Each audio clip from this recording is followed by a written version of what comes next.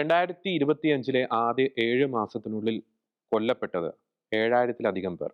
ഏതെങ്കിലും ഒരു യുദ്ധഭൂമിയിലെ കണക്കല്ല ഞാനിവിടെ സൂചിപ്പിച്ചത്.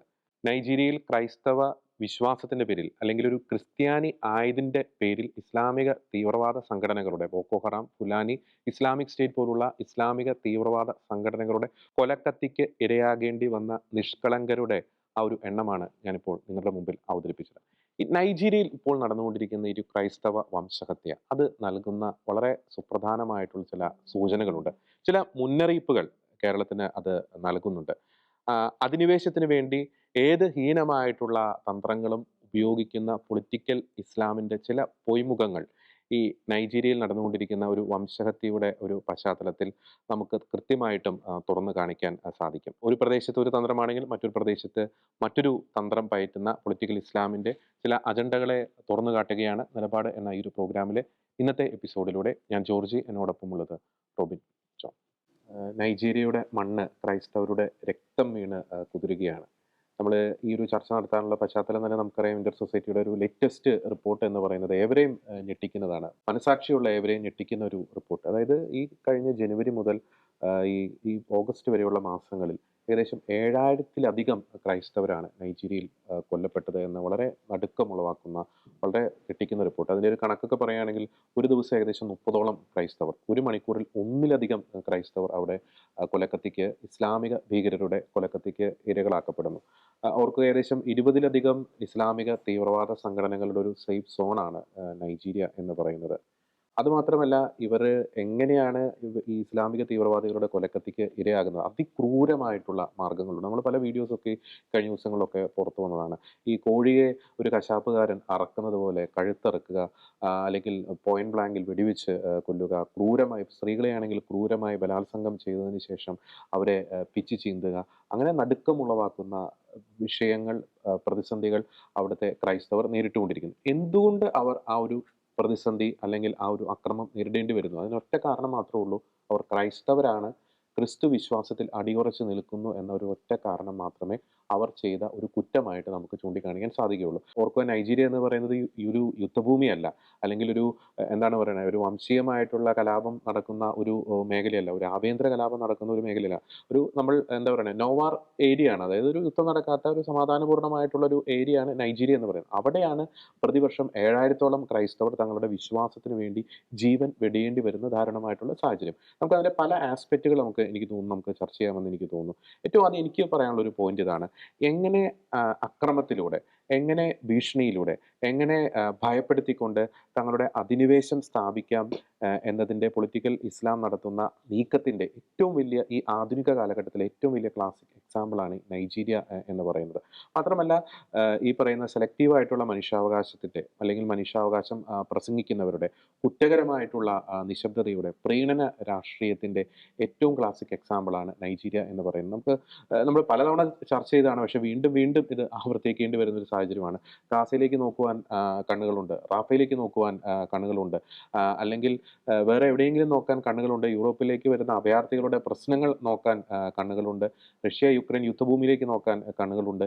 പക്ഷേ എന്തുകൊണ്ടോ ഈ ആഫ്രിക്കയിലെ വെസ്റ്റേൺ രാജ്യമായിട്ടുള്ള, വെസ്റ്റേൺ ഭാഗത്ത് കിടക്കുന്ന ഈ രാജ്യമായിട്ടുള്ള നൈജീരിയയിലേക്ക് പലരുടെയും കണ്ണുകൾ പോകുന്നില്ല. അതിൻ്റെ കാരണം മറ്റൊന്നുമല്ല, നമുക്കറിയാവുന്നതുപോലെ അവിടെ ഇരകളാക്കപ്പെടുന്നത് ക്രൈസ്തവരാണ് എന്നൊരു ഒറ്റ കാരണം മാത്രമേ അവിടെയുള്ളൂ. ഇതിൻ്റെ പല ആസ്പെക്റ്റുകളാണ് നമ്മൾ ഇന്ന് ചർച്ച ചെയ്യാൻ പോകുന്നത്. ഞാൻ ജോണിലേക്ക് വരുമ്പോൾ, ഞാൻ ആ തുടക്കത്തിൽ പറഞ്ഞ ഒരു പോയിന്റാണ്, ഈ പൊളിറ്റിക്കൽ ഇസ്ലാം ചരിത്രത്തിലേക്ക് നോക്കുമ്പോൾ അവരുടെ അധിനിവേശം സ്ഥാപിക്കുക, അവരുടെ അത്യധികമായിട്ടുള്ള ലക്ഷ്യം നമുക്കറിയാം, ഒരു ശരീഅത്ത് ഭരണത്തിന്റെ കീഴിൽ ലോകം മുഴുവനും കൊണ്ടുവരിക, അവിശ്വാസികളായിട്ടുള്ള അവരുടെ കണ്ണിൽ കാഫറുകളാണ്, അവരെ കൊന്നെടുക്കുക എന്നാണ് അവരുടെ അത്യധികമായിട്ടുള്ള ലക്ഷ്യം. അതായത് ഇസ്ലാമിക ഭരണത്തിന്റെ കീഴിൽ ലോകം മുഴുവനും കൊണ്ടുവരിക എന്നതാണ് അവരുടെ ലക്ഷ്യം. അതിനുവേണ്ടി അവർ പല മാർഗങ്ങൾ യൂസ് ചെയ്യുന്നുണ്ട്. ഇപ്പൊ നൈജീരിയയിലാണെങ്കിൽ അക്രമത്തിന്റെ മാർഗങ്ങൾ, മറ്റ് പലയിടങ്ങളിലാണെങ്കിൽ മറ്റ് പല രീതിയിൽ. ഇപ്പൊ യൂറോപ്പിൽ നടക്കുന്ന അഭയാർത്ഥികളുടെ രൂപത്തിലുള്ള അധിനിവേശം, കേരളത്തിലെ സാഹചര്യമൊക്കെ എനിക്ക് റോബിൻ കുറച്ചുകൂടി വിശദമായിട്ട് സംസാരിക്കുന്ന എനിക്ക് തോന്നുന്നു. നമുക്ക് അതിന്റെ ഏറ്റവും ഒരു ജനറലൈസ് ഫോമിലേക്ക് വരുമ്പോൾ, ജോൺ, എങ്ങനെയാണ് ഇവരുടെ ഒരു അധിനിവേശ തന്ത്രങ്ങൾ നടപ്പാക്കുന്നത്. അതിന്റെ ഒരു ഫോമാണ് നൈജീരിയ. നൈജീരിയയുടെ പശ്ചാത്തലത്തിൽ തന്നെ ചിന്തിച്ചു നോക്കുമ്പോൾ എങ്ങനെയാണ് ഇവർ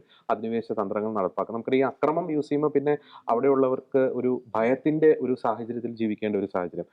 പിന്നെ പലരും പബ്ലിക്കായിട്ട് ചിലപ്പോൾ ഒരുപക്ഷെ അവരുടെ വിശ്വാസം ഏറ്റുപറയുന്നതിൽ പലർക്കും ഒരു ഭയമാണ്. എന്നാലും നമുക്ക് പറയാൻ സാധിക്കും, നിരവധി പേർ അവരുടെ വിശ്വാസി കാലഘട്ടത്തിൽ ധീരതയോടെ, ജീവൻ പോകേണ്ടി വന്ന ധീരതയോടെ നൈജീരിയയിൽ ഏറ്റുപറയുന്നുണ്ട്. അപ്പോൾ ഭയപ്പെടുത്തി ഒരു നാട്ടിൽ നിന്ന് ഓടിച്ചുവിടുക എന്ന തന്ത്രത്തിന്റെ മറ്റൊരു രൂപമല്ല നൈജീരിയയിൽ നടത്തുന്നത്. ഇതിന്റെ പല രീതിയിലുള്ള അധിനിവേശ തന്ത്രങ്ങൾ പല രൂപത്തിൽ നമുക്ക് ലോകത്തിന്റെ വിവിധ ഭാഗങ്ങളിൽ നമുക്ക് കാണാൻ സാധിക്കും. തീർച്ചയായിട്ടും ഞാനൊരു പേരിട്ട് വിളിക്കുന്നത് ട്രൈ ഹോൺഡ് ബീസ്റ്റ് എന്നാണ് ഞാൻ പറയുള്ളൂ. അതായത് 3 കൊമ്പുള്ള ഒരു സത്വം, ഒരു ഭീകരമായ സ്വത്വം എന്നാണ് ഞാൻ ശരിക്കും ഇതിനെ ഒരു പറയാം. അതിന്റെ 3 കൊമ്പുകൾ എന്ന് ഞാൻ പറയുന്നത് ശരിക്കും പറഞ്ഞാൽ പൊളിറ്റിക്കൽ ഇസ്ലാമിസം ഒരു ഭാഗമാണ്, പൊളിറ്റിക്കൽ ഇസ്ലാമിസം. രണ്ടാമത്തെ ഒരു ഭാഗമാണ് ലവ് ജിഹാദ് എന്ന് പറഞ്ഞ ഒരു വേറൊരു തലം.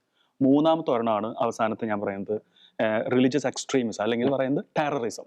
ഈ 3 രീതിയിൽ കൂടെയാണ് ഒരു സാധാരണ ഒരു മതമായിട്ട് വ്യാപിക്കുന്നതിനെ പറ്റിയല്ല ഞാൻ പറയുന്നത്, അധിനിവേശം നടത്തുന്നതിനെ പറ്റിയാണ് പറയുന്നത്. ഒരു എൻക്രോച്ച്മെന്റ്, ഇൻഫിൽട്രേഷൻ, അതൊക്കെ നടത്തുന്നത് ഈ 3 ത്രിമാന അല്ലെങ്കിൽ ത്രിവിധ രീതിയിലുള്ള മെത്തേഡ് ഉപയോഗിച്ചിട്ടാണ്. ഏത് രാജ്യത്ത് പോയാലും ഇപ്പൊ കേരളത്തിൽ പോയാലും ശരി, കേരളത്തിൽ നോക്കിയാലും ശരി, നൈജീരിയയിൽ നോക്കിയാലും ശരി, മറ്റേത് സ്ഥലത്ത് നോക്കിയാലും ശരി, ഈ 3 രീതിയിൽ ഏതെങ്കിലും ഒരു രീതി അവിടെ പ്രകടമായിട്ട് എക്സ്ക്ലൂസീവ് ആയിട്ട് കാണാൻ സാധിക്കും. UK കാണുന്നെങ്കിൽ നമുക്ക് കാണാൻ പറ്റുന്ന ഭാഗമാണ് പൊളിറ്റിക്കൽ ഇസ്ലാമിസിന്റെ, അതായത് അഭയാർത്ഥികൾ വഴി പൊളിറ്റിക്കൽ. ഫോർ എക്സാമ്പിൾ ഞാൻ വായിക്കുകയാണെന്ന് നോക്കിയാൽ, നമ്മുടെ സ്റ്റാൻഫോർഡ് യൂണിവേഴ്സിറ്റി റിപ്പോർട്ടുണ്ട്, അവരുടെ ഹൂവർ ഇൻസ്റ്റിറ്റ്യൂഷൻ റിപ്പോർട്ടാണെന്ന് പറയുന്നത്. വളരെ മുമ്പ് തന്നെ ഹെർബർട്ട് ക്രൂവർ, അതായത് അമേരിക്കയിലെ 31st പ്രസിഡന്റായ ഹെർബർട്ട് ക്രൂവർ സ്ഥാപിച്ച ഒരു ഇൻസ്റ്റിറ്റ്യൂഷനാണ് ഹൂവർ ഇൻസ്റ്റിറ്റ്യൂഷൻ. അവരുടെ ഒരു റിപ്പോർട്ട് ഇറക്കിയിട്ടുണ്ട്, പൊളിറ്റിക്കൽ ഇസ്ലാം എങ്ങനെയാണ് ഒരു സമൂഹത്തിൽ പ്രവർത്തിക്കുന്നുള്ളതാണ്. ഒന്നാമത്തെ, അവർ ഹ്യൂമാനിറ്റേറിയൻ എയ്ഡുകളിലൂടെ അല്ലെങ്കിൽ അങ്ങനെയുള്ള കുറെ പ്രവർത്തനങ്ങൾ, കൾച്ചറൽ എൻഗേജ്മെന്റ്, സാംസ്കാരികമായിട്ടുള്ള പല പ്രവൃത്തികൾ. അപ്പൊ അവരെ പ്രത്യക്ഷത്തില് അവർ വളരെ സൗഹാർദ്ദപരമായിട്ട്, വളരെ എന്താ പറയാ, ഈ പറയുന്ന ഹ്യൂമാനിറ്റേറിയൻ എയ്ഡെല്ലാം കൊടുത്തിട്ട് മുമ്പിൽ സ്നേഹത്തിന്റെ അല്ലെങ്കിൽ സൗഹാർദ്ദത്തിന്റെ അങ്ങനത്തെ ഒരു ഭാവമാണ് അവർ മുമ്പിൽ പ്രത്യക്ഷത്തിൽ കാണിക്കുന്നത്, എക്സ്ക്ലൂസീവ് ആയിട്ട് കാണിക്കുന്നത് അങ്ങനെയാണ്. പക്ഷേ അവരുടെ ഉദ്ദേശം എന്താന്ന് വെച്ചാൽ അതിൽ കറക്റ്റ് എടുത്ത് പറയുന്നുണ്ട്, ഇൻഫിൽട്രേറ്റ് ചെയ്യുക. അത് സാവധാനം ഈ പൊളിറ്റിക്സിലും രാഷ്ട്രീയത്തിലും അതേസമയം വിദ്യാഭ്യാസ രംഗങ്ങളിലും ഇൻഫിൽട്രേറ്റ് ചെയ്യുക. ഈ 2 മേഖലകൾ വളരെ ഇമ്പോർട്ടൻ്റ് ആണ്. അതായത് പൊളിറ്റിക്കലി ഇൻഫിൽട്രേറ്റ് ചെയ്യാൻ വളരെ പെട്ടെന്ന് സാധിക്കില്ല. പക്ഷേ അത് ഞാൻ നേരത്തെ പറഞ്ഞത് ഒരു ഹ്യൂമാനിറ്റേറിയൻ ഒരു കൺസെപ്റ്റ്, അതുപോലെ തന്നെ സാംസ്കാരികമായ രീതിയിൽ സാവധാനം പച്ചപിടിച്ചു വന്ന ഒരു പാരസൈറ്റ് പോലെ, മുമ്പ് എപ്പോഴും പറഞ്ഞ പോലെ ഒരു പാരസൈറ്റ് പോലെ പച്ചപിടിച്ചു വന്ന് ഈ പൊളിറ്റിക്കൽ രീതിയിൽ അവർ ഇൻഫിൽട്രേറ്റ് ചെയ്യും. പൊളിറ്റിക്സിൽ കയറി കഴിഞ്ഞാൽ അടുത്തവർ നോക്കുന്നത് വേറെ ഒന്നിലും ഉപരിയായിട്ട് നോക്കുന്നത് എഡ്യൂക്കേഷനിലാണ്. നമുക്കറിയാം UK സ്ഥിതി. UK അഭയാർത്ഥികളായിട്ട് വന്നു, ഒരു സമൂഹമായിട്ട് വന്നു, അവര് പൊളിറ്റിക്സിൽ ഇങ്ങനെ കയറി. പിന്നീട് എന്താ സംഭവിക്കുന്നത്, നേരെ എഡ്യൂക്കേഷനിലേക്കാണ് പോയാണ്. മറ്റേതിനേക്കാൾ നമുക്ക് ഈ പറയുന്ന കണ്ണി നമുക്ക് മനസ്സിലാക്കാം. എഡ്യൂക്കേഷനിൽ ഇൻഫിൽട്രേറ്റ് ചെയ്തെന്ന് സംഭവിക്കും, വളർന്നു വരുന്ന ഒരു വലിയൊരു തലമുറയെ തന്നെ അവർക്ക് ഒറ്റയടികൾ കിട്ടും. അവരുടെ ഫോർ എക്സാമ്പിൾ ഈ ക്രിസ്ത്യൻ ഇൻസ്റ്റിറ്റ്യൂഷനാണ്. ഇപ്പോൾ അവർ ഒരു എഡ്യൂക്കേഷൻ തലപ്പത്ത് എത്തിക്കഴിഞ്ഞാൽ അവർ ചെയ്യാൻ പോകണമെന്ന് ഈ പറഞ്ഞ എഡ്യൂക്കേഷനിലായിട്ട്, പ്രത്യേകിച്ച് ക്രിസ്ത്യൻ ആയിട്ടുള്ള അല്ലെങ്കിൽ മറ്റു മതക്കാരുടെ എല്ലാ ഈ പറയുന്ന സിമ്പിൾസ് എല്ലാം അവർ മാറ്റാൻ പറയും. സാവധാനം ആദ്യം കാണിക്കുന്ന സെക്യുലറിസം എന്നൊരു ഭാവത്തോടെയാണ് അവരിത് കാണിക്കുന്നത്. പക്ഷേ പിന്നീട് അത് അവരുടെ ഒരു നിയമം നടപ്പാക്കാനായിട്ട് അവർ ശ്രമിക്കും. അതുകൊണ്ടാണ് ഇത്ര നിസ്സാരമായ ഒരു പെർസെൻറ്റേജ്, UK കാര്യം പറയുമ്പോൾ ഇത്ര പെർസെൻറ്റേജ് വരുന്ന ആൾക്കാർ കുറച്ച് നാളുകൾക്കുള്ളിൽ ശരിയാ ലോ എന്നൊരു അവരുടെ ഒരു പ്രത്യേക ഒരു നിയമം അവിടെ നടപ്പിലാക്കാൻ ശ്രമിക്കുന്നത്. അത് വളരെ ഒരു പിന്നിൽ നടന്ന ഒരു ശരിക്കും പറഞ്ഞ കരുതി കൂട്ടിയിട്ടുള്ള ഒരു ടാർഗറ്റഡ് ആയിട്ടുള്ള ഒരു പ്രവൃത്തിയാണ്. അല്ലാതെ യാദൃശ്ചികമായി സംഭവിക്കുന്ന ഒരു ദിവസം പിറ്റേ ദിവസം അധിനിവേശം ഉണ്ടാകുന്ന അധിനിവേശമല്ല, ടാർഗറ്റഡ് ആയിട്ടുള്ള അധിനിവേശമാണ്. നമുക്കറിയാം പാകിസ്ഥാനി ഗ്രൂമിംഗ് ശ്രമിച്ചത് വളരെ ഫേമസ് ആയിട്ടുള്ള കാര്യങ്ങളൊക്കെയാണല്ലോ, വളരെ കുപ്രസിദ്ധിയായിട്ടുള്ള കാര്യങ്ങളാണ് അതൊക്കെ. അപ്പൊ അവർ പല രീതിയിലും വരും. ഈ ആക്ടിവിസ്റ്റിന്റെ രീതിയിൽ വരും, ഹ്യൂമാനിറ്റേറിയൻ എയ്ഡിന്റെ രീതിയിൽ വരും, പൊളിറ്റിക്കൽ ഇസ്ലാമിന്റെ കാര്യം ഞാൻ പറയുന്നത്, കൾച്ചറൽ എൻഗേജ്മെന്റ് രീതിയിൽ. അപ്പൊ അങ്ങനെ ഒരു സമൂഹത്തെ തന്നെ ഈ മുമ്പിൽ നിന്ന് വളരെ സ്നേഹത്തോടെ നിന്ന് തെറ്റിദ്ധരിപ്പിച്ചിട്ട് അവര് ഈ സമൂഹത്തിന്റെ പല മേഖലയിലേക്കും ഒരു നീരാളി പോലെ, ഒക്ടോപസ് പോലെ, സ്പെക്ടർ പോലെ അവരുടെ ഈ പറയുന്ന കണ്ണുകൾ അങ്ങോട്ട് വികസിപ്പിച്ച് അവര് ആ സമൂഹത്തെ മൊത്തം അവരിൽ വലയിലാക്കാനാണ് ഒന്നാമത്തെ അവർ ചെയ്യുന്നത്. അതിനെ പറയുന്നത്, അത് ഈ ഹൂവർ ഇൻസ്റ്റിറ്റ്യൂഷൻ റിപ്പോർട്ടിൽ അവർ ചെയ്തൊരു ഫൈൻഡിങ് ആണ്. ശരിക്കും അമേരിക്കൻ യൂണിവേഴ്സിറ്റി സ്റ്റാൻഫോർഡ് സ്റ്റാൻഫോർഡിന്റെ റിപ്പോർട്ട് അനുസരിച്ച്, സ്റ്റാൻഫോർഡിന്റെ കീഴിലാണ് ഹ്യൂവർ വരുന്നത്, അവരുടെ റിപ്പോർട്ട് അനുസരിച്ച് ഞാൻ പറയുന്നത്, എന്റെ സ്വന്തം ഒരു കണ്ടുപിടുത്തമല്ല, റിപ്പോർട്ട് അനുസരിച്ച് പറയുന്നതാണ് പൊളിറ്റിക്കൽ ഇസ്ലാം എന്ന് പറയുന്നത് ഒന്നാമത്തെ കൊമ്പ് അവരുടെ. രണ്ടാമത്തേത് പറയുന്നത് ഗ്രാൻഡ മാഗസിൻസ്, വളരെ ഫേമസ് ആയിട്ടുള്ള ഒരു മാഗസിൻ ആണ്. അത് കാംബ്രിഡ്ജ് യൂണിവേഴ്സിറ്റി സ്റ്റുഡൻസ് 1989 പിന്നെ അത് 1979 വീണ്ടും അവർ റീഇനിഷ്യേറ്റ് ചെയ്ത് വീണ്ടും റിഫോം ചെയ്തൊരു പറയുന്ന ഒരു പ്രസ്ഥാനമാണ് ഗ്രാൻഡ മാഗസിൻ. വളരെ ഫേമസ് ആയിട്ടുള്ള ഒരു മാഗസിൻ ആണ്. അപ്പൊ ഈ മാഗസിനിൽ ലവ് ജിഹാദിനെ പറ്റി അവർ കൃത്യമായിട്ട് എടുത്ത് പറഞ്ഞിട്ടുണ്ട്. നമ്മൾ വിചാരിക്കുന്നത് കേരളത്തിൽ മാത്രമാണ് അല്ലെങ്കിൽ ഇന്ത്യയിൽ മാത്രമല്ല ലവ് ജിഹാദിനെ പറ്റില്ല, പക്ഷെ അവർ പരാമർശിച്ചിരിക്കുന്നത് കുറെ ഇന്ത്യൻ ആയിട്ടുള്ള കുറെ ഇൻസിഡൻസ് പരാമർശിച്ചിട്ടാണ് ഇവർ ഗ്രാൻഡ മാഗസിനിൽ പബ്ലിഷ് ചെയ്തിരിക്കുന്നത്. ഇവർക്ക് പല സ്ഥലങ്ങളിൽ ഗ്രാൻഡ മാഗസിന്റെ പബ്ലിക്കേഷൻസ് ഉണ്ട്, പക്ഷെ പ്രധാനമായിട്ട് ലവ് ജിഹാദിനെ എടുത്ത് പറഞ്ഞിരിക്കുന്നതാണ്. എങ്ങനെയാണ് ലവ് ജിഹാദ് വർക്ക് ചെയ്യുന്നത് എന്നുള്ളതാണ് ഇതിൽ. ഈ നമ്മൾ നേരത്തെ പൊളിറ്റിക്കൽ ഇസ്ലാം കണ്ടു, ലവ് ജിഹാദ് എങ്ങനെ വർക്ക് ചെയ്യുന്നത്. ആ പൊളിറ്റിക്കൽ ഇസ്ലാം വർക്ക് ചെയ്യുമ്പോൾ ഒരു ഈ പറയുന്ന സൊസൈറ്റിനെ അങ്ങോട്ട് മൊത്തം വേറെ രീതിയിലേക്ക് അവർ അവരുടെ പ്രത്യേക നിയമത്തിന്റെ കീഴിലേക്ക് അവർ അങ്ങോട്ട് മാറ്റമാണ്. ശരിയ എന്ന് പറഞ്ഞ നിയമത്തിന്റെ കീഴിലേക്ക് അവർ മാറ്റമാണ്. നമുക്കറിയാം നൈജീരിയ കാര്യം പറഞ്ഞപ്പോൾ 12 നൈജീരിയൻ സംസ്ഥാനങ്ങളിൽ തന്നെ ഈ ശരിയ ലോ നിൽക്കുന്നുണ്ട്. ഈ കഴിഞ്ഞ കുറച്ച് ദിവസം മുമ്പ് 10 പേരെയോളം ഈ അവരുടെ ബ്ലാസ്ഫമി, ദൈവദൂഷണം ആരോപിച്ച്, അവരുടെ മതത്തിന്റെ ദൈവദൂഷണം ആരോപിച്ച് 10 ക്രിസ്ത്യൻ നാമധാരികളെ അല്ലെങ്കിൽ ക്രൈസ്തവരെ അവര് തടവിലിട്ടുണ്ടായിരുന്നു. ഇത് വളരെ വലിയ വാർത്തയായിരുന്നു, മനസ്സിലാക്കണം. അപ്പോ ഈ ലവ് ജിഹാദിനെ പറ്റി പറയുമ്പോൾ ഒന്നാമത്തെ പറയുന്നത് സൊസൈറ്റി തലത്തിൽ, രണ്ടാമത്തെ തലത്തിൽ പേഴ്സണൽ തലത്തിൽ. അതെങ്ങനെയാണെന്ന് വെച്ചാൽ ലവ് ജിഹാദ് എങ്ങനെയാണ് ഒരു സമൂഹത്തെ എങ്ങനെയാണ് ആക്രമിച്ചു, ഒരു സമൂഹത്തെ ഒരു വിവിധ സമൂഹങ്ങളെ എങ്ങനെ ആക്രമിക്കുന്നു വെച്ചാൽ ഈ പറയുന്ന ദുർബലരായ അല്ലെങ്കിൽ വീക്കറായ ആൾക്കാരെ കണ്ടുപിടിച്ചിട്ട്, നമുക്കറിയാം കുറച്ച് നാൾ മുമ്പായി നമ്മുടെ കേരളത്തിൽ തന്നെ സംഭവിച്ചൊരു സംഭവം, വീക്കറായ സെക്ഷനിൽ നിന്ന് മാത്രം ആൾക്കാരെ കണ്ടുപിടിച്ചിട്ട് ഇവരുടെ വലയിലാക്കിയിട്ട് ഈ പറയുന്ന പൊന്നാനി പോലെയുള്ള സ്ഥലങ്ങളിൽ മതം മാറ്റാൻ ശ്രമിക്കുക. അപ്പൊ ഇതിന്റെ പിന്നിൽ നടക്കുന്ന ഈ യുവതലമുറ, കുറച്ച് ആൾക്കാർ യുവതലമുറ കാശിന് വേണ്ടിയിട്ടായിരിക്കാം, മാത്രമല്ല ഇവർ തീവ്രവാദ ബന്ധമുള്ള ആൾക്കാരൊക്കെ ആയിരിക്കാം. അപ്പൊ ഇവരുടെ ഉദ്ദേശം കാശ് കിട്ടുന്ന മാത്രമല്ല, പക്ഷെ അവിടെ സംഭവിക്കുന്നത് എന്താണ്, വലിയൊരു ഇമോഷണൽ ഡാമേജ് ആണ് സംഭവിക്കുന്നത്. ഈ കാശ് പോകുന്നത് വരുന്നത് പോട്ടെ, പക്ഷെ ഇമോഷണൽ ഡാമേജ് മാറ്റത്തിൽ ബുദ്ധിമുട്ടാണ്. ഇമോഷണൽ ഡാമേജ് മാത്രമാണ് ഇനി വരുന്നത്. ഈ സമുദായത്തിൽപ്പെട്ട, ക്രിസ്ത്യൻ ആയിക്കോട്ടെ, ഹിന്ദു ആയിക്കോട്ടെ, മറ്റേത് വിഭാഗത്തിലായിക്കോട്ടെ, ആ സമുദായത്തിൽപ്പെട്ട ഒരു വിഭാഗത്തിന് ഈ അടുത്തൊരു തലമുറയ്ക്കുള്ള ഒരു വാതായനം അടച്ചു കളയുക ചെയ്യണത്. അതന്നെ, കുടുംബം തകരും. അപ്പൊ പിന്നെ ആ തലമുറ ഇല്ലാതായി പോകും. അതാണ് ഒരു വംശീയ ശുദ്ധീകരണം എന്നല്ല പറയാ, വംശനാശം എന്ന് പറയില്ലേ, വംശനാശം തന്നെ പറയാ. ഒരു പ്രത്യേക സമുദായങ്ങളെ മാത്രം അല്ലെങ്കിൽ ഇന്ന സമുദായങ്ങളെ മാത്രം കരുത്തിക്കൂട്ടി ടാർഗറ്റഡ് ആയിട്ട് നശിപ്പിക്കുന്ന ഒരു പ്രവണതയാണ് ഈ ലവ് ജിഹാദിലൂടെ കണ്ടുവരുന്നത്. അല്ലാതെ സ്നേഹമൊന്നുമല്ല, അത് സ്നേഹമല്ല. അവരെ ഇപ്പോ ഈ പറയുന്ന ക്രിസ്ത്യൻ ആയാലോ ഹിന്ദു ആയാലോ ഏതെങ്കിലും ഒരു പെൺകുട്ടിയെ കിട്ടി കഴിഞ്ഞാൽ അവരുടെ പ്രധാന ഈ പറയുന്ന വളരെ തേനൊലിക്കുന്ന സംസാരമൊക്കെ ആയിരിക്കും അവരുടെ വായിന്നൊക്കെ വരുന്നത്. പിന്നീടാണ് ഈ പറയുന്ന ശാരീരികമായ ബന്ധങ്ങളൊക്കെ ഒന്ന് അവസാനം ചണ്ടിയാക്കാന്ന് പറയും. അപ്പൊ അവരുടെ മതത്തിൽ ഒരാൾ കിട്ടി, അവർക്ക് മക്കളുണ്ടാക്കാൻ വേണ്ടിയിട്ടുള്ള ഒരു പ്രത്യേക ഒരു യന്ത്രത്തെ കിട്ടി, മെക്കാനിക്കലി എന്ന് പറയുക, ടെക്നിക്കലി ആൻഡ് മെക്കാനിക്കലി യന്ത്രത്തെ കിട്ടി. മനുഷ്യനല്ല അവർക്ക് വേണ്ടത്, യന്ത്രമാണ്. എന്തിനു വേണ്ടിയാണ്? മക്കളുണ്ടാക്കുന്ന യന്ത്രമാണ്. അപ്പൊ ഒരു സമൂഹം, ഇന്ന സമുദായങ്ങൾ ഇങ്ങനെയുള്ള രീതിയിൽ നശിച്ചു പോകണം, ഇന്നൊരു സമുദായം മാത്രം വളർന്നു വരണം എന്നുള്ളൊരു അവരുടെ ടാർഗറ്റ് ആയിട്ടുള്ള രീതിയാണ്. പക്ഷെ അതിന് മുമ്പിൽ അതാണ് രണ്ടാമത്തെ ഒരു കൊമ്പ്, അത് പേഴ്സണൽ ആയിട്ട് ഇമോഷണൽ ഡാമേജ് ആയിട്ട് വരുന്നത്. മൂന്നാമത്തെ ഒരു ഭാഗമാണ് ഇവർ പറഞ്ഞിരിക്കുന്നത്, പബ്ലിഷ് ചെയ്തിരിക്കുന്നത് സേജ് പബ്ലിക്കേഷൻസ്. വളരെ ഫേമസ് ആണ്, നമ്മുടെ ഡൽഹിയിലും ന്യൂയോർക്കിലും അതുപോലെ തന്നെ മെൽബൺ, പല ലണ്ടനിൽ നടക്കുന്ന ഇവരുടെ ഇവർക്ക് വല്ല ഹെഡ് ക്വാർട്ടേഴ്സ് ഉണ്ട്. അപ്പൊ ഈ സേജ് പബ്ലിക്കേഷൻ വലിയ ഫേമസ് ആണ്. അപ്പൊ ഇവരുടെ ബുക്കുകളും ഈ പറയുന്ന ജേണൽസ് ആണ് കൂടുതൽ ഇറക്കുന്നത്. അവരുടെ ഒരു ഭാഗങ്ങൾ പറയുന്ന ടെററിസം, ഈ പറയുന്ന ഇസ്ലാമിക് ടെററിസം. ഈ നമ്മൾ നേരത്തെ പറഞ്ഞു പൊളിറ്റിക്കൽ ഇസ്ലാം ശരിക്കും പറഞ്ഞാൽ ദവ എന്ന് പറഞ്ഞ ഒരു ഹിന്ദി അറബിക് വാക്ക് ഉപയോഗിക്കും. പ്രത്യേകിച്ച് നോൺ വയലൻസ് ആയിട്ടുള്ളൊരു പ്രത്യേക രീതിയാണ് അവർ ഉപയോഗിക്കുന്നത്. പ്രത്യേകിച്ച് വയലൻസ് ഒന്നും നമ്മൾ കാണാൻ പറ്റില്ല. പക്ഷേ ഈ പറയുന്ന പൊളിറ്റിക്കൽ ഇസ്ലാമിന്റെ ആ മാർഗം ഉപയോഗിച്ച് അവർ എന്താണ് ചെയ്യുന്നത്, അവർ ഈ പറയുന്ന ഈ ടെററിസത്തിനുള്ളൊരു വഴി അങ്ങോട്ട് തുറന്നു കൊടുക്കുക ചെയ്യണം. ഒരു ഉദാഹരണം പറയുകയാണെങ്കിൽ, ഈ ന്യൂനപക്ഷം എന്നുള്ളൊരു വാക്ക് ഇപ്പൊ കേരളത്തിലായാലും ഇപ്പൊ മറ്റു രാജ്യങ്ങളായാലും ന്യൂനപക്ഷം എന്നുള്ളൊരു വാക്ക് അവർ ഉപയോഗിച്ചിട്ട് അവര് നേടാവുന്ന എല്ലാവിധ ആനുകൂല്യങ്ങളും നേടും. ഇന്ന രാജ്യത്ത് അവർ ഈ പറയുന്ന സെൻസസ് എടുക്കാനും സമ്മതിക്കില്ല, അവർ ന്യൂനപക്ഷങ്ങളെ സെൻസസ് എടുക്കാൻ സമ്മതിക്കില്ല. കാരണം എന്ന് വെച്ചാൽ അവർ ചിലപ്പോൾ ഭൂരിപക്ഷമായി മാറി അവർ ആനുകൂല്യമൊക്കെ നഷ്ടപ്പെടുമല്ലോ. അങ്ങനത്തെ ഒരു പ്രശ്നമുണ്ട് അവിടെ. അപ്പൊ ഈ പറയുന്ന ആൾക്കാർ ന്യൂനപക്ഷം എന്നുള്ള എല്ലാ ആനുകൂല്യം നേടുന്നതിനോടൊപ്പം ഇവർക്കെതിരെ ആരെങ്കിലും എന്തെങ്കിലും പറഞ്ഞു കഴിഞ്ഞാൽ, അല്ലെങ്കിൽ ഇവരുടെ ദുഷ്കർമ്മങ്ങൾ, ഇവരുടെ കുൽസിത പ്രവർത്തികൾ ആരെങ്കിലും എടുത്ത് ചൂണ്ടിക്കാണിച്ചു കഴിഞ്ഞാൽ അപ്പൊ എന്ത് പറയും? അപ്പോഴാണ് നമ്മൾ പറയാ വർഗീയവാദി എന്നുള്ള ഒരു പ്രത്യേക, അതന്നെ, അത് സംഘി, കൃസംഘി, വർഗീയവാദി, അങ്ങനത്തെ ഒരു പ്രത്യേകിച്ച് കുറച്ച് ലേബലുകൾ അവർ ഒട്ടിച്ചു തരും.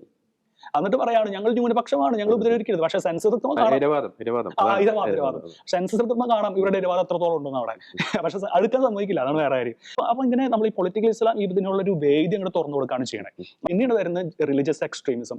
ചില രാജ്യങ്ങളിൽ ഈ പറയുന്ന റിലീജിയസ് എക്സ്ട്രീമിസം ആണ്. നമുക്ക് UK കാണാം ഈ പറയുന്ന പൊളിറ്റിക്കൽ ഇസ്ലാം വന്നിട്ടുണ്ട്, അതിനുശേഷം അതോടുകൂടി ചെറുതായിട്ട് വയലൻസും വന്നിട്ടുണ്ട്. നൈജീരിയയിൽ സംഭവിക്കുന്ന അതേ ഞാൻ പറഞ്ഞില്ലേ, 12 സ്റ്റേറ്റുകളോട് അവർ ശരിയാലോ ഓൾറെഡി വന്നിട്ടുണ്ട്. ഇനി അവിടെ സംഭവിച്ചുകൊണ്ടിരിക്കുന്നതാണ് ഈ പറയുന്ന ടെററിസം ആണ്. അതാണ് നമ്മൾ മിസ്റ്റർ ജോർജ് പറഞ്ഞ ആദ്യത്തെ പോയിന്റ്, പേടിപ്പെടുത്തുക, ഭയപ്പെടുത്തി ആ വിശ്വാസത്തെ നശിപ്പിക്കുക. അല്ലെങ്കിൽ അവർ ഉപയോഗിക്കുന്ന കുറച്ച് മാർഗങ്ങളാണ് റേപ്പ്, ലവ് ജിഹാദിലുണ്ട് ഈ സാധനം ഉണ്ടാവും. പക്ഷെ അതിൽ പിന്നെ കുറച്ചും കൂടി കൺസെന്റ്ഫുൾ ആണ്. ആദ്യഘട്ടത്തിൽ അങ്ങനെയാണ്. പക്ഷെ ഇതില് ഈ പറയുന്നത് റേപ്പ് ഉപയോഗിക്കുന്നു, അവരുടെ ഭവനങ്ങൾ തകർക്കുന്നു, സ്ഥാപനങ്ങൾ തകർക്കുന്നു, ആൾക്കാരെ കൂട്ടക്കൊല ചെയ്യുന്നു. അങ്ങനെയൊക്കെ ആ വയലൻസിന്റെ മെത്തേഡ് ഉപയോഗിച്ചിട്ട് അവരുടെ ഈ മൂന്നാമത്തെ ആയിട്ടുള്ള അവരുടെ ഈ പ്രസ്ഥാനം, ഈ പറയുന്ന അധിനിവേശം അവര് കംപ്ലീറ്റ് ചെയ്യാണ്. ഈ പണ്ട് കാലത്ത് ഈ പറയുന്ന ഈ ഗോത്രവർഗ്ഗങ്ങൾ ചെയ്തിരുന്ന അതേ പ്രവൃത്തി ഇവര് ഇങ്ങനെ ചെയ്തുകൊണ്ടിരിക്കുകയാണ്. അപ്പോ ഈ കേരളത്തിൽ എന്തുകൊണ്ട് ചെയ്യാൻ പറ്റുന്നില്ല എന്നുള്ളത്, എങ്ങാനൊരു പൊട്ടിൽ വന്നു കഴിഞ്ഞാൽ പിന്നെ മൊത്തടിയും.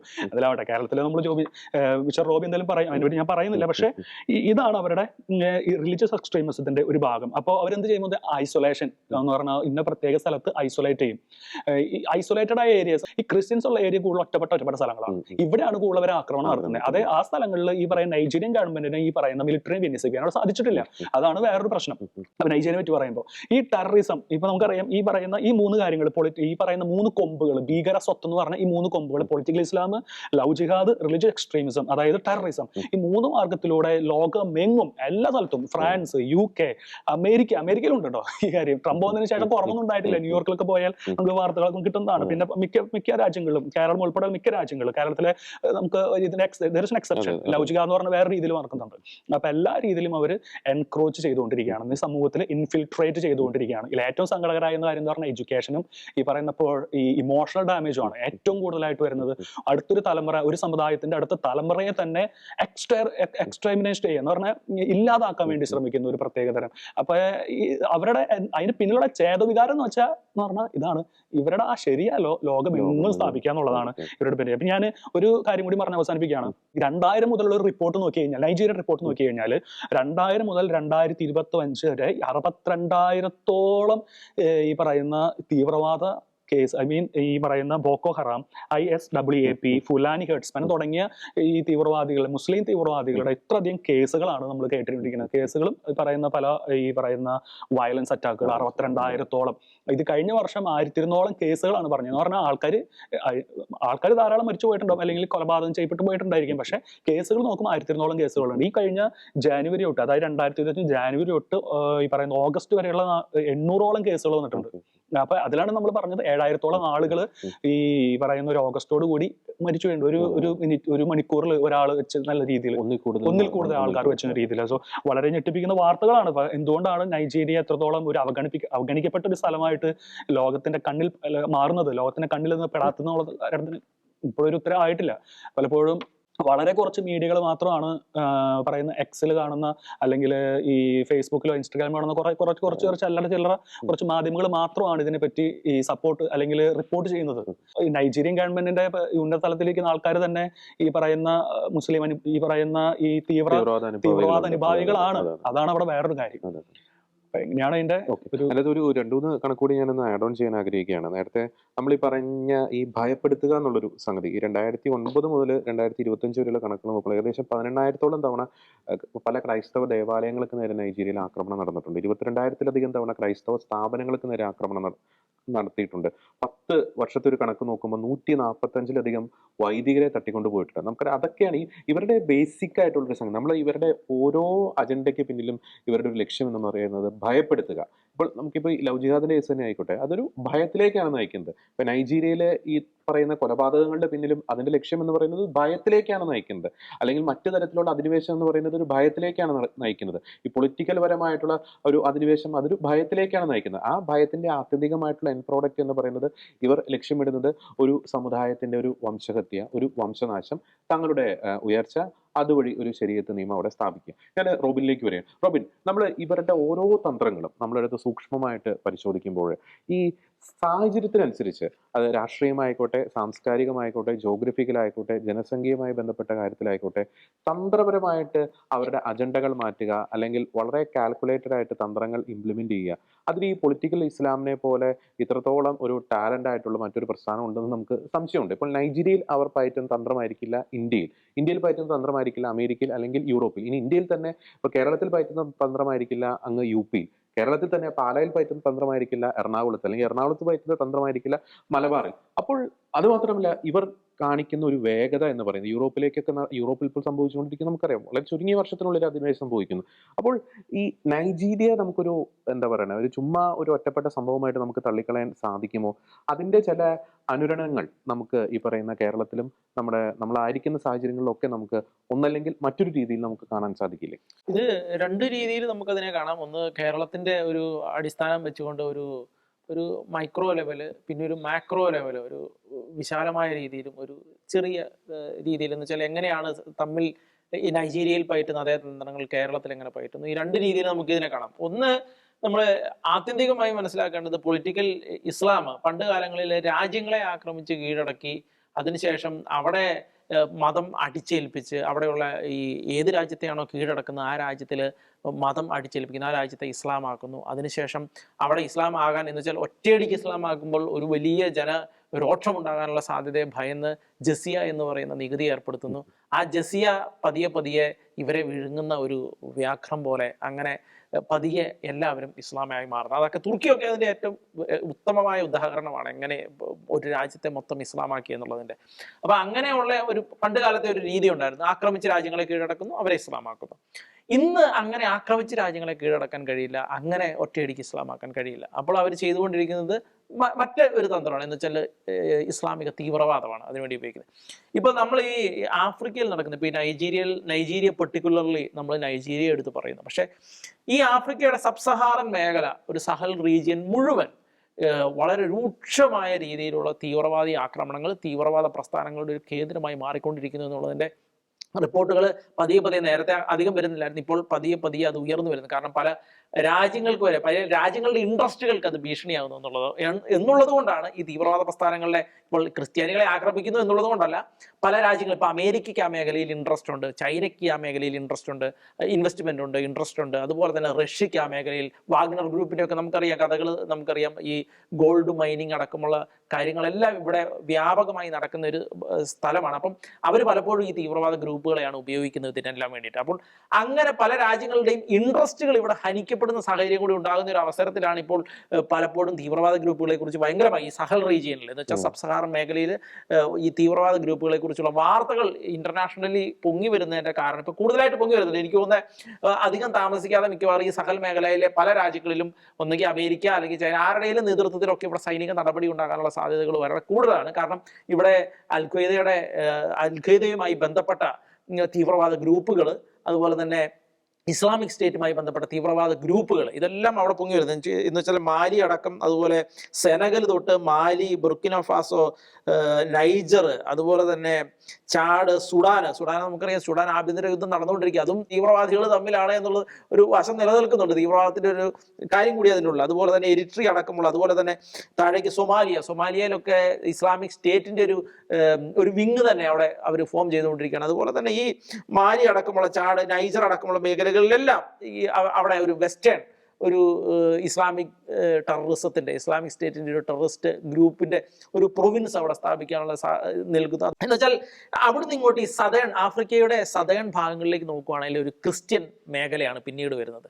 അപ്പോൾ ഈ ആക്രമണങ്ങൾ കൂടുതൽ നടക്കുന്ന ഏരിയ എന്ന് പറയുന്നത് കൃത്യമായിട്ട് ഈ മുസ്ലിംസും അതുപോലെ തന്നെ ക്രിസ്ത്യൻസും മിക്സ് ചെയ്ത് ഇരിക്കുന്ന മേഖലകളിലേക്കാണ് ഈ ആക്രമണങ്ങൾ കൂടുതൽ നടക്കുന്നത്. എന്ന് വെച്ചാൽ ആ ഒരു നോർത്തേൺ സൈഡിലെ ഇപ്പോൾ നമുക്കറിയാം ലിബിയ അടക്കമുള്ള, അൾജീരിയ, ഈജിപ്ത് അടക്കമുള്ള ആ ഭാഗങ്ങളെല്ലാം ഇസ്ലാമിക് സ്റ്റേറ്റ്, സുന്നി ഇസ്ലാമിന്റെ ഏരിയയാണ്. അത് മൊത്തം സുന്നി ഇസ്ലാമാണ്, 100% സുന്നി ഇസ്ലാമാണ് അവിടെ. അവിടുന്ന് ഇങ്ങോട്ട് വരുമ്പോൾ ക്രിസ്ത്യൻ രാജ്യങ്ങൾ തുടങ്ങുന്ന സ്ഥലവും ഇസ്ലാമിക രാജ്യങ്ങൾ അവസാനിക്കുന്ന ആ മേഖല വെച്ചുകൊണ്ടാണ് തീവ്രവാദി ആക്രമണങ്ങൾ മുഴുവൻ നടക്കുന്നത്. ഇപ്പോൾ നമുക്ക് ഈ നൈജീരിയയുടെ തന്നെ കാര്യം എടുത്തൊക്കെ, ഈ നൈജർ തീവ്രവാദത്തിന്റെ കേന്ദ്രമാണ്, സഹൽ റീജിയനിലെ ഏരിയയാണ്, അവിടെ തീവ്രവാദത്തിന്റെ കേന്ദ്രമാണ് ഈ നൈജർ എന്ന് പറയുന്ന രാജ്യം. അപ്പോൾ അതിന്റെ സൈഡാണ് അവിടെയാണ് ഈ നൈജീരിയ കോസ്റ്റൽ മേഖലയുണ്ട്, സദേൺ ഭാഗമുണ്ട്, നോർത്തേൺ ഭാഗം. കോസ്റ്റൽ മേഖല, അതുപോലെ സബ് സഹാറൻ ഏരിയയുടെ ഒരു ഭാഗം കൂടിയാണ്. ഈ സബ് സഹാറൻ ഏരിയയുടെ ഭാഗത്താണ് ഈ ഇസ്ലാമിക് സ്റ്റേറ്റ് അടക്കമുള്ള തീവ്രവാദ പ്രസ്ഥാനം. അവിടെ ഭൂരിഭാഗം മുസ്ലിംസ് ആണ്, ഇസ്ലാമിക വിഭാഗത്തിൽപ്പെട്ട ആളുകളാണ്. അവിടെ ഈ ഈ സൗതേൺ ഭാഗങ്ങളിലേക്ക്, എന്നുള്ള കോസ്റ്റൽ മേഖലയിലേക്ക് വരുമ്പോൾ അവിടെ റിച്ച് ആണ്, അവിടെ പെട്രോളിന്റെ വലിയ ഏരിയ ഉള്ള സ്ഥലമാണ്, വളരെ റിച്ച് ആയിട്ടുള്ള മേഖലയാണ്, അവിടെ മുഴുവൻ ക്രിസ്ത്യൻ മേഖലകളാണ്. അപ്പോൾ അവിടേക്ക് ഈ കടന്നു കയറുന്ന, അപ്പോൾ ആ ഏരിയയിൽ, ആ അതിർത്തി മേഖലകളിലാണ് ക്രിസ്ത്യൻസിനെ തട്ടിക്കൊണ്ടു പോകുന്ന കാര്യങ്ങൾ നടക്കുന്നത്, ക്രിസ്ത്യൻസ് തന്നെ ആക്രമണം നടക്കുന്നത്, അങ്ങനെയുള്ള കാര്യങ്ങളെല്ലാം നടക്കുന്നത്. എന്ന് വെച്ചാൽ പൊളിറ്റിക്കലി മോട്ടിവേറ്റഡ് ആണ്. വളരെ എനിക്ക് തോന്നുന്ന ഒരു അല്പം കൂടെ നമ്മളത് ഇച്ചിരി കഴിയുമ്പോൾ ഡീറ്റെയിൽ ആയിട്ട് പോകേണ്ടതാണ്. അപ്പോൾ അങ്ങനെ അതാണ് ശരിക്കും ഇവിടെ തീവ്രവാദി ആക്രമണം. ഇവിടെ എല്ലാം തീവ്രവാദ പ്രസ്ഥാനങ്ങൾ കൂടുപോളം മുളച്ചു പോകുന്ന സാഹചര്യമുണ്ട്. റുവാണ്ടയിലേക്ക് തന്നെ ഇപ്പൊ നമുക്ക് കോങ്കോയിൽ നമ്മൾ കഴിഞ്ഞ ദിവസം ഒരുപാട് ആളുകളെ ഇസ്ലാമിക് സ്റ്റേറ്റിന്റെ ഭീകരർ തട്ടിക്കൊണ്ടുപോയി. എന്ന് വെച്ചാൽ ഓർക്ക് കോങ്കോ ഒക്കെ 94% ക്രിസ്ത്യൻ മേഖലയാണ്. അതുപോലെ റുവാണ്ട അടക്കമുള്ള അവിടെ എല്ലാം ക്രിസ്ത്യൻ മേഖലയാണ്. ഇന്ന് കോങ്കോയിൽ ഒരു ആക്രമണം നടന്നിരുന്നു.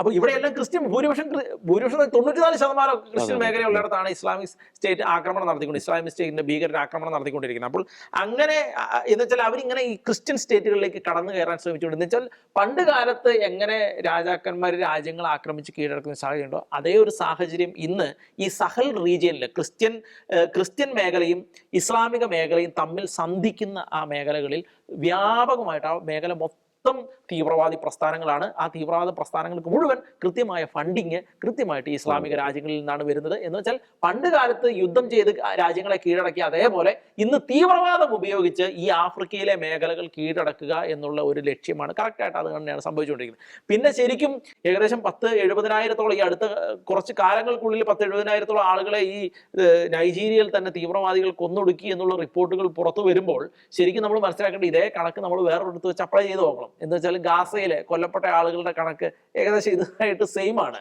അപ്പോൾ അത് കൃത്യമായിട്ട് ശരിക്കും നമ്മുടെ നാട്ടിൽ നമ്മൾ ശരിക്കും ഈ തീവ്രവാദം നടത്തുന്നവർക്ക് എന്ത് സംഭവിക്കുന്നുള്ളത് കൂടെ പറഞ്ഞു വെക്കുന്നതല്ല. ഇതുപോലെ തീവ്രവാദി പ്രസ്ഥാനങ്ങൾ കൂടുമ്പോൾ ഇപ്പോൾ അഫ്ഗാനിസ്ഥാനിലെ ഉസാമ ബിൻ ലാദൻ അമേരിക്കയിൽ പോയിട്ട് ബോംബ് ചെയ്തു. പിന്നീട് എന്താണ് അവിടെ സംഭവിച്ചത്? അമേരിക്ക ബങ്കർ ബസ്റ്റർ ബോംബുകൾ അടക്കം ഇട്ട് ഇടിച്ച് നിരത്തി എല്ലാത്തിനും തകർത്ത് തരിപ്പണമായിട്ട് ആ ജനങ്ങള് തെണ്ടിത്തിരിഞ്ഞ് ഭക്ഷണം പോലും കിട്ടാതെ അങ്ങോട്ടും ഇങ്ങോട്ടും അരഞ്ഞു നടക്കേണ്ട ഗതികേടിലേക്ക് ഈ ഒസാമ ബിൻ ലാദന്റെ ആ തീവ്രവാദ ഗ്രൂപ്പ് ചെയ്തൊരു തീവ്രവാദി ആക്രമണം അവരെ കൊണ്ടുചെന്ന് എത്തിച്ചു എന്നുള്ളത്. ഇന്നും ആ ജനങ്ങൾ അലഞ്ഞു നടക്കുന്ന അവസ്ഥയാണുള്ളത് എന്നുള്ളത്. അവിടെ നിന്ന് ഇറാഖിലേക്ക് വരാം. ഇറാഖിൽ IS തീവ്രവാദികൾ എന്താ ചെയ്തത്? ഇറാഖിൽ ഇന്ന് ഇപ്പൊ ഈ അടുത്ത ദിവസം ഇറാഖ് ഗവൺമെന്റ് ഏകദേശം 4,000 പേരുടെ കുഴിമാടമാണ് തുറക്കുന്നത്.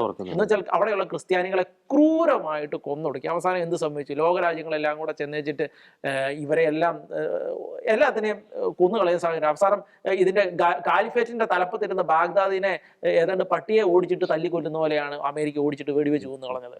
ഇതാണ് അവിടെ ആ മേഖലയിൽ. അവർക്ക് ആ ജനങ്ങൾ ദാരിദ്ര്യമാണ്, പട്ടിണിയാണെന്ന് പറയുന്നതുകൊണ്ട് എന്തെങ്കിലും കാര്യമുണ്ടോ? കാരണം അവർ ചെയ്ത ഒരു പ്രവൃത്തിയുടെ ഫലം അവരെ അനുഭവിച്ചുകൊണ്ടിരിക്കുക. ഗാസയിൽ ഇത് തന്നെ. ഗാസയിൽ ഇസ്രായേലിലേക്ക് കയറിയിട്ട് എന്താ ചെയ്ത്? ഇസ്രായേലിൽ കയറിച്ച് സ്ത്രീകളെ ബലാത്സംഗം ചെയ്ത്. അന്നത്തെ ചിത്രങ്ങൾ നമ്മൾ ഇപ്പോൾ വീഡിയോകൾ ഓർക്കുക. എന്ന് വെച്ചാൽ അവിടുന്ന് പട്ടാളക്കാരിയായ സ്ത്രീകളെ ബലാത്സംഗം ചെയ്ത് അവരെ വലിച്ചടിച്ച് ഈ ഗാസയെ കൊണ്ടുവരുമ്പോൾ ആ ജനങ്ങളുടെ ആഘോഷം കാണായിരുന്നു. ഇവരുടെ ആ ഒരു വിജയവും ആഘോഷിക്കുന്ന. അപ്പം ഇന്ന് എന്താ ജനങ്ങളുടെ അവസ്ഥ എന്തുവാ? ഇന്ന് ഇസ്രായേല് ആ ജനങ്ങളെ നിങ്ങൾ അങ്ങോട്ട് പോകുന്നു പറയുമ്പോൾ ഇവർ ഭക്ഷണവും ഇല്ലാതെ വെള്ളവും ഇല്ലാതെ തെണ്ടി തിരിഞ്ഞ് അങ്ങോട്ട് പോകുക. ഇവിടുന്ന് ഇങ്ങോട്ട് പോകുന്നു പറയുമ്പോൾ അവിടെ അങ്ങോട്ടും ഇങ്ങോട്ടും നടത്തിക്കൊണ്ടിരിക്കുക ഇസ്രായേൽ. അന്ന് ഇസ്രായേലിലെ ജനങ്ങളോട് ഇസ്രായേലിലെ ആളുകളോട് എന്ത് കാണിച്ചോ അതേ സാധനം ഇസ്രായേൽ ഇന്ന് ഇവരോട് കാണിച്ചുകൊണ്ടിരിക്കുക. ആളുകളെ തോന്നുമ്പോൾ ആളുകളെ എവിടെയെങ്കിലും തീവ്രവാദി ഉണ്ടെന്ന് തോന്നുന്നു അവിടെ ഇട്ട് കൊല്ലുന്നു, സാധാരണക്കാരടക്കം ചാകുന്നു, നാട് നീളെ ഇവർ കരഞ്ഞുകൊണ്ട് നടക്കുന്നു, ഞങ്ങളെ കൊല്ലുന്നേ, ജനോസൈഡ് നടത്തുന്നേ എന്ന് ഓർക്കുക. അതേ ജനോസൈഡ് നൈജീരിയ നടക്കുന്നത്. അപ്പോൾ ഇവർ ചെയ്യുന്ന തീവ്രവാദത്തിന്റെ പ്രവൃത്തിയുടെ ഫലം മുഴുവൻ ഇവർ ഇങ്ങനെ അനുഭവിച്ചത്, വളരെ ക്രൂരമായിട്ട് തന്നെ അനുഭവിച്ചുകൊണ്ടിരിക്കുന്നത്. അതേ ആളുകളാണ് ഇപ്പൊ നൈജീരിയയിൽ ഇപ്പം തീവ്രവാദം നടത്തിക്കൊണ്ടിരിക്കുന്നത്. ഈ മേഖല മുഴുവൻ തീവ്രവാദം നടത്തിക്കൊണ്ടിരിക്കുക. ഇത് അധികം താമസിക്കാതെ പൊളിറ്റിക്കലായിട്ട് ഉയർന്നു വരും. അതായത് ഞാൻ ആദ്യം സൂചിപ്പിച്ച പല രാജ്യങ്ങളുടെ ഇൻട്രസ്റ്റുകൾ അവിടെ ഹരിക്കാൻ തുടങ്ങിയിട്ടുണ്ട്. പല രാജ്യങ്ങളും അവരുടെ കോൺസെൻട്രേഷൻ ഇങ്ങോട്ട് നീക്കിയിട്ടുണ്ട്. ഈ ക്രിസ്ത്യാനികളെ കൊല്ലുന്നവരായിരിക്കുകയല്ല ഇവിടെ വന്ന് ആക്രമണം നടത്തിക്കൊണ്ടിരിക്കുന്നത്. ഇവിടെ വന്ന് അമേരിക്കയോ ഫ്രാൻസ് ഒരിടയ്ക്ക് ഇവിടെ വ്യോമാക്രമണം എല്ലാം ഈ ബോക്കോ ഹറാം തീവ്രവാദികൾ ഊർജിതമായ സമയത്ത് നടത്തുന്ന സാഹചര്യം ഉണ്ടായിരുന്നു. തീർച്ചയായിട്ടും ഈ മേഖലകളിലെല്ലാം ആക്രമണങ്ങൾ സമ്പൂർണ്ണമായിട്ട് നടക്കാനുള്ള സാഹചര്യമുണ്ട്. അന്നും ഇപ്പൊ ഇസ്രായേലിലെ കാര്യം നമ്മൾ കണ്ടു. ഇനി ഏകദേശം യൂറോപ്പിലേക്ക് വരാം. യൂറോപ്പിൽ നിന്ന് ഇപ്പൊ ഡീപ്പോർട്ട് ചെയ്തുകൊണ്ടിരിക്കുക. 10-30 വർഷമായവരെ ആണ് ഇസ്ലാമിക തീവ്രവാദത്തിന്റെ പേരിൽ ഡീപ്പോർട്ട് ചെയ്തുകൊണ്ടിരിക്കുന്നത്. അവിടെയുള്ള ആളുകളെ മുഴുവൻ ഇപ്പം ബ്രിട്ടനിൽ അതുപോലെ അയർലാൻഡിലടക്കം ആളുകളെ ഇപ്പം കുടിയേറി ചെന്ന എല്ലാ ആളുകൾക്കെതിരെയും അവർ ആക്രമണങ്ങൾ നടത്തിക്കൊണ്ടിരിക്കുകയാണ്. പക്ഷേ അതിന്റെ മൂല കാരണം എന്ന് പറയുന്നത് ഈ ഇസ്ലാമിക തീവ്രവാദികളുടെ തീവ്രവാദം തന്നെയാണ് അവിടെ. അപ്പം യൂറോപ്പ് ഇവർക്കെതിരെ സമ്പൂർണ്ണമായിട്ട് തിരിഞ്ഞുകൊണ്ടിരിക്കുകയാണ്. ഇനി ആ ജനങ്ങൾ മുഴുവൻ, നല്ല മനസ്സോടെ കയറി വന്ന ജനങ്ങൾ, നല്ലതായിട്ട് ജീവിക്കുന്ന ജനങ്ങളടക്കം ഈ കുറച്ച് തീവ്രവാദികളുടെ പേരിൽ കഷ്ടത അനുഭവിക്കാൻ പോവുകയാണ്. അപ്പോൾ ഈ തീവ്രവാദം എന്ന് പറയുന്ന സാധനം നാശത്തിന്റെ അങ്ങേയറ്റമാണ് വിളിച്ചു വരുത്തുന്നത്. പക്ഷേ മതം വളർത്താൻ ഇപ്പൊ ഈ ഗാസയുടെ കാര്യം തന്നെ എടുക്കുക. ഗാസയുടെ ബുദ്ധി കേന്ദ്രം ആരായിരുന്നു? ഈ മുസ്ലിം ബ്രദർഹുഡ് ആയിരുന്നു. ഈ സ്ഥലങ്ങളിലെല്ലാം ഈ മുസ്ലിം ബ്രദർഹുഡിന്റെ ബുദ്ധിയാണ് പ്രവർത്തിക്കുന്നത്. ഈ കേരളത്തിലും മുസ്ലിം ബ്രദർഹുഡിന്റെ ബുദ്ധിയാണ് പ്രവർത്തിക്കുന്നത്. കാരണം അതേ സാധനമാണ് ഇവിടെ ചെയ്യുന്നത്. ഇപ്പോൾ നൈജീരിയയുടെ കാര്യം എടുക്കുക. നൈജീരിയയിൽ എന്തുകൊണ്ട് രാഷ്ട്രീയക്കാർ പ്രതികരിക്കുന്നില്ല എന്ന് ചോദിക്കും. രാഷ്ട്രീയക്കാർ വോട്ട് ബാങ്കിനെ ആശ്രയിച്ചാണ് നിൽക്കുന്നത്. അവിടുത്തെ വോട്ട് ബാങ്ക്, അവിടുത്തെ ഇസ്ലാമിക ഇപ്പം പ്രസിഡന്റ് ആയിട്ട് തെരഞ്ഞെടുക്കുന്ന പ്രധാനമന്ത്രി, അങ്ങനെയുള്ള ഇതിലേക്ക് ഈ വോട്ട് ബാങ്ക് പ്രധാനമാണ്, ഇസ്ലാമിക വോട്ട് ബാങ്ക് പ്രധാനമാണ്. അപ്പൊ ഈ വോട്ട് ബാങ്ക് കോൺസെൻട്രേറ്റ് ചെയ്യുന്നതിനനുസരിച്ചാണ് അവിടുത്തെ പൊളിറ്റിക്സ് മാറുന്നത്. അതിന് പൊളിറ്റിക്കൽ ആളുകൾ, ലീഡേഴ്സ് അവിടെ മാറുന്നത്. ഇതേ സാഹചര്യം കേരളത്തിൽ വന്നുകൊണ്ടിരിക്കുകയാണ്. കാരണം കേരളത്തിൽ പല കാര്യങ്ങളും പൊളിറ്റിക്കൽ ഇസ്ലാം നേടിയെടുക്കുമ്പോൾ, പലരെയും സൈഡ് ലൈൻ ചെയ്യുമ്പോൾ പൊളിറ്റിക്കൽ ഇസ്ലാമും മനസ്സിലാക്കേണ്ടത് ഈ ഇസ്ലാമിക തീവ്രവാദം ഒരിക്കലും നല്ലത് ഉണ്ടാക്കിയിട്ടില്ല എന്നുള്ളതാണ് മനസ്സിലാക്കേണ്ടത്.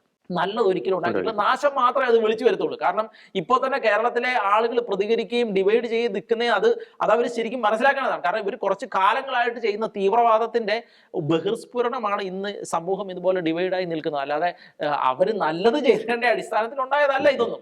അതുപോലെ തന്നെ ഈ ഇപ്പം നേരത്തെ സൂചിപ്പിച്ച ലവ് ജിഹാദ് അടക്കമുള്ള കാര്യങ്ങളെല്ലാം മുസ്ലിം ബ്രദർഹുഡ് പല രാജ്യങ്ങളിലും ചെയ്യുന്ന കാര്യങ്ങളുടെ അതേ സാധനം തന്നെയാണ് ഇവിടെ കൊണ്ടുവന്ന് ഈ തീവ്രവാദം ചെയ്യുന്നത് എന്നുള്ളതാണ്.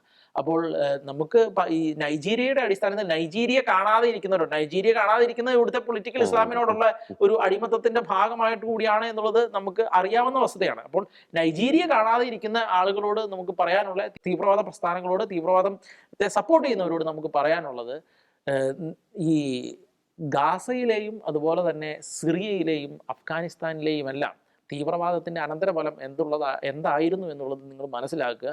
അതേ നാശം തന്നെയായിരിക്കും തീവ്രവാദമായിട്ട് മുന്നോട്ട് പോവുകയാണെങ്കിൽ, തീവ്രവാദത്തെ സപ്പോർട്ട് ചെയ്യുകയാണെങ്കിൽ കേരളത്തിലും വരുന്നത്. അതുകൊണ്ട് തന്നെ നൈജീരിയയ്ക്കും കേരളത്തിനും ഒരു സമാനതയുണ്ട്. അത് നമ്മൾ മറക്കാതിരിക്കുക, നൈജീരിയയുടെ കണക്കുകളൊന്നും ആരും പറയാതിരിക്കുമ്പോൾ. അത് കറക്റ്റ്. ഞാനൊരു 3 പോയിന്റ് കൂടി പറഞ്ഞ് അവസാനിപ്പിക്കാൻ ആഗ്രഹിക്കുന്നു. അതായത് പലപ്പോഴും നമ്മൾ ഈ പൊളിറ്റിക്കൽ ഇസ്ലാം അധിനിവേശം നടത്തുന്ന പ്രദേശങ്ങളുടെ ഒരു പൂർവ്വകാല ചരിത്രം എടുത്ത് നോക്കുമ്പോൾ ഇവർ പലപ്പോഴും ഉപയോഗപ്പെടുത്തുന്നത് അതാത് പ്രദേശങ്ങളിൽ പ്രബലമായിട്ടുള്ള വിഭാഗങ്ങളുടെ ഇടയിലുള്ള ഒരു ഡിസ്യൂണിറ്റിയാണ്. എവിടെയൊക്കെ അത്തരം സമുദായങ്ങൾക്ക്, അത്തരം വിഭാഗങ്ങൾക്ക് ഒരു സമുദായ ബോധം നഷ്ടപ്പെട്ടിട്ടുണ്ടോ ആ ഗ്യാപ്പിൽ ഇവർ നുഴഞ്ഞു കയറും. പിന്നെ ഇവരുടെ ഓരോ തന്ത്രങ്ങളുണ്ട്. നമുക്കറിയാം, ബിസിനസ് പരമായിട്ടുള്ള അധിനിവേശം, ലവ് ജിഹാദ് പോലുള്ള വിഷയങ്ങൾ, സായുധമായിട്ടുള്ള അക്രമങ്ങൾ, രാഷ്ട്രീയമായിട്ടുള്ള അധിനിവേശം. അപ്പോൾ ഒരു പ്രദേശത്തെ കീഴ്പ്പെടുത്തുവാൻ ഏത് മേഖലയിലാണ് പ്രയോറിറ്റി കൊടുക്കുന്നത്? ഇപ്പോൾ കേരളം നമുക്കറിയാം. കേരളത്തെ സംബന്ധിച്ചിടത്തോളം കേരളത്തെ സ്വാധീനം ഏറ്റവും എളുപ്പം എന്ന് പറയുന്നത് ഈ പൊളിറ്റിക്കലി ഉള്ള ഒരു നുഴഞ്ഞുകയറ്റമാണ്. പ്രദേശ ഇടത് വലത് മുന്നണികൾക്കിടയിലുള്ള ഒരു നുഴഞ്ഞുകയറ്റം. അപ്പോൾ ഇവിടെ അവർ അതിന് ഒരു പ്രയോറിറ്റി കൊടുക്കുന്നു. മറ്റു ചില മേഖലകളിൽ ഇപ്പോൾ രാഷ്ട്രീയ മേഖലയേക്കാൾ കുറെ ചിലപ്പോൾ മാധ്യമങ്ങൾക്കായിരിക്കും. കേരളത്തിലും മാധ്യമങ്ങൾക്ക് സ്വാധീനം ഇല്ല എന്നല്ല, ഉണ്ട്. അപ്പോൾ ആ മേഖലയെ അവർ ഉപയോഗിക്കും. മറ്റു ചില മേഖലകളിൽ ആ ഒരു പ്രദേശത്തിന്റെ ഒരു അധിനിവേശം നടന്നാൽ ചിലപ്പോൾ ഒരു ബിസിനസ് മേഖലയായിരിക്കും. ആ ബിസിനസ് മേഖലയ്ക്ക് പ്രയോറിറ്റി കൊടുക്കും. പിന്നീട് പൊളിറ്റിക്കൽ, ഈ മാധ്യമം, അതായത് എല്ലാ തന്ത്രങ്ങളും ഉപയോഗിക്കുന്നുണ്ട്. ചില സ്ഥലങ്ങളിൽ ചില മേഖലകൾക്ക് ഒരു പ്രയോറിറ്റി കൊടുക്കും. മറ്റു ചില മേഖല, ഇപ്പം ജോൺ പറഞ്ഞതുപോലെ വിദ്യാഭ്യാസ മേഖല, ഇപ്പോൾ വിദ്യാഭ്യാസ മേഖലയിലേക്ക് നുഴഞ്ഞു കയറി കഴിഞ്ഞാൽ വലിയൊരു തലമുറയെ അവർക്ക് പിടിച്ചെടുക്കാൻ സാധിക്കും. അപ്പോൾ അങ്ങനെ പ്രയോറിറ്റൈസ് ചെയ്ത് ഓരോ സ്ഥലത്തും ഓരോ തന്ത്രങ്ങളായിരിക്കും.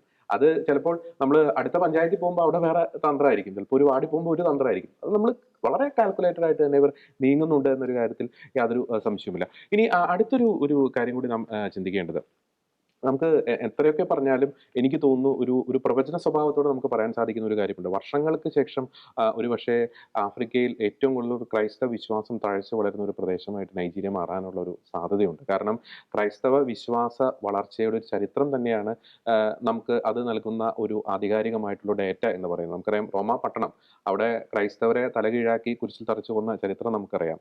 ക്രൈസ്തവരെ തീപ്പന്തങ്ങളാക്കി നീറോ ചക്രവർത്തിയുടെ അവിടെ പുള്ളിയുടെ ഈ പൂന്തോട്ടത്തിൽ തലകീഴാക്കി അവരെ കത്തിച്ചു നിർത്തിയ ചരിത്രം അറിയാം. അവിടെയാണ് ഇന്ന് കത്തോലിക്ക സഭയുടെ ആസ്ഥാനം ഇരിക്കുന്നത്. അപ്പോൾ എവിടെയൊക്കെ ഒരു ബ്ലഡ് ഷെഡ് ഉണ്ടായിട്ടുണ്ടോ, എവിടെയൊക്കെ ഒരു രക്തസാക്ഷിത്വം സംഭവിച്ചിട്ടുണ്ടോ, അവിടെയൊക്കെ വർഷങ്ങൾക്ക് ശേഷം ഇന്നല്ലെങ്കിൽ നാളെ ഒരുപക്ഷെ നമ്മുടെ ഈ തലമുറയൊക്കെ കഴിഞ്ഞ് അടുത്ത തലമുറയിലേക്കൊക്കെ പോയി കഴിയുമ്പോൾ അവിടെ ഒരു വലിയ രീതിയിലുള്ള വിശ്വാസത്തിന് വളർച്ച ഒരുപക്ഷെ കാണാനുള്ള എല്ലാ സാധ്യത കൂടിയുണ്ട്. പക്ഷെ എങ്കിൽ പോലും നമ്മൾ ഇവരുടെ ഈ തന്ത്രങ്ങളെ പറ്റി കൃത്യമായിട്ടും അവബോധരായിരിക്കണം. വളരെ കാൽക്കുലേറ്റഡ് ആയിട്ട് തന്നെയാണ് ഇവർ നീങ്ങിക്കൊണ്ടിരിക്കുന്നത്. അത് വളരെ ജാഗ്രതയോടുകൂടി തന്നെയാണ് നമ്മൾ ഈ കാര്യങ്ങളെ നോക്കി കാണേണ്ടത്. റോബിൻ പറഞ്ഞത് വളരെ പ്രസക്തമായിട്ടുള്ളൊരു പോയിന്റ് തന്നെയാണ്.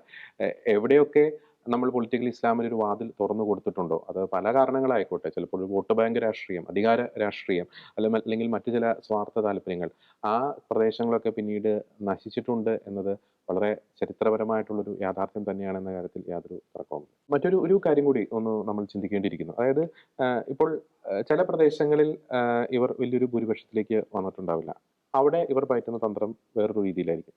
ഈ ചില പ്രദേശങ്ങളിൽ ഇവർ ഭൂരിപക്ഷത്തിലേക്ക് വരുന്ന ഒരു സാഹചര്യത്തിൽ അവിടെ ന്യൂനപക്ഷമായിട്ടുള്ള സമുദായം, ഇപ്പോൾ പാകിസ്ഥാനിൽ തന്നെ നമുക്ക് എടുത്തു നോക്കാം. അവിടെ ന്യൂനപക്ഷമായിട്ടുള്ള ക്രൈസ്തവരും ഹൈന്ദവരും നേരിടേണ്ടി വരുന്ന വലിയൊരു വിവേചനം, അത് എല്ലാ മേഖലകളിലും, രാഷ്ട്രീയ മേഖലയായിക്കോട്ടെ, ബിസിനസ് മേഖലയായിക്കോട്ടെ, തൊഴിൽപരമായിട്ടുള്ള മേഖലയായിക്കോട്ടെ, എല്ലാ മേഖലകളിലും കടുത്തൊരു വിവേചനം. അവിടെ അവർ നേരിടുന്ന മറ്റൊരു പ്രശ്നമുണ്ട്. ഞാൻ നേരത്തെ പറഞ്ഞൊരു പോയിന്റാണ് ഈ ഭയപ്പെടുത്തി നിശബ്ദരാക്കുക. അതിനുവേണ്ടി അവർ യൂസ് ചെയ്യുന്ന വലിയൊരു തന്ത്രമാണ് ഈ മതനിന്ദ എന്ന് പറയുന്നത്. നിങ്ങൾ ശബ്ദിച്ചു കഴിഞ്ഞാൽ ഈ മതനിന്ദ ഉപയോഗിച്ച് നിന്നെ അകത്താക്കും എന്ന ഒരു തീട്ടൂര് ഇവർക്ക് കൊടുത്തിട്ടുണ്ട്. അതിന്റെ ഫലമായിട്ട് ഇവർ ഇങ്ങനെ നിശബ്ദരായിട്ട് അവരുടെ മുമ്പിൽ ഇങ്ങനെ താന്ന് വീണ് കേഴേണ്ട ഒരു അവസ്ഥയിലേക്ക് വരും. അതിന്റെ തൽഫലമായിട്ട് എന്താണ് സംഭവിക്കുക? ഇവർക്കൊരു തരത്തിലും വളരാൻ പറ്റത്തില്ല. രാഷ്ട്രീയമായിട്ട് വളരാൻ പറ്റത്തില്ല, ബിസിനസ് പരമായിട്ട് വളരാൻ പറ്റത്തില്ല. ഏതെങ്കിലും തരത്തിലുള്ള ഒരു വിമർശനം ഉന്നയിച്ചു കഴിഞ്ഞാൽ അത് പിന്നെ ചിലപ്പോൾ മതനിന്ദയിലേക്ക് വരും, പിന്നെ ജയിലിൽ കിടക്കേണ്ടി വരും, ചിലപ്പോൾ തൂക്കുകയറ് നേരിടേണ്ടി വരും. അപ്പോൾ നമുക്കറിയാം വലിയൊരു രീതിയിലുള്ള ഒരു ഭീഷണി തന്നെയാണ് നാം നേരിട്ടുകൊണ്ടിരിക്കുന്നത്. അത് നമ്മൾ നമ്മുടെ കണ്ണും കാതും നമ്മുടെ ഒരു ഇട്ടാവട്ടത്തിൽ മാത്രം നോക്കിയാൽ പോരാ, ലോകത്ത് നടക്കുന്ന സംഭവവികാസങ്ങളിലേക്ക് നോക്കണം. അത് വലിയ ഒരു ജാഗ്രത സന്ദേശം, പ്രത്യേകിച്ച് പൊളിറ്റിക്കൽ ഇസ്ലാമിന്റെ അധിനിവേശവുമായി ബന്ധപ്പെട്ട് വലിയ രീതിയിലുള്ള ജാഗ്രത സന്ദേശം നമുക്ക് നൽകുന്നുണ്ട്. കാര്യങ്ങൾ വളരെ വ്യക്തമാണ്. വളരെ നിഗൂഢമായിട്ടുള്ള നീക്കങ്ങളാണ്, തന്ത്രങ്ങളാണ് പൊളിറ്റിക്കൽ ഇസ്ലാം തങ്ങളുടെ ആത്യന്തികമായിട്ടുള്ള ലക്ഷ്യം സ്ഥാപിച്ചെടുക്കുന്നതിന് വേണ്ടി ലോകമെമ്പാടും പയറ്റിക്കൊണ്ടിരിക്കുന്നത്. അത് പല ഇടങ്ങളിൽ പല രൂപത്തിലാണ്, പല ഭാവത്തിലാണ് എന്ന് മാത്രം. എന്തിനേറെ പറയുന്നു, നമ്മുടെ കൊച്ചു കേരളത്തിൽ വരെ വിവിധങ്ങളായിട്ടുള്ള മാർഗങ്ങളിലൂടെ തങ്ങളുടെ ആത്യന്തികമായിട്ടുള്ള ഗ്ലോബൽ അജണ്ട നടപ്പാക്കാനുള്ള ശ്രമങ്ങൾ അവർ നടത്തിക്കൊണ്ടിരിക്കുന്നു. അതിനാൽ തന്നെ ഇവരുടെ ആ ഒരു അജണ്ട തിരിച്ചറിയേണ്ടത് അത്യന്താപേക്ഷിതം തന്നെയാണ്. അടിയന്തര പ്രാധാന്യം അർഹിക്കുന്ന ഒരു കാര്യം തന്നെയാണ്.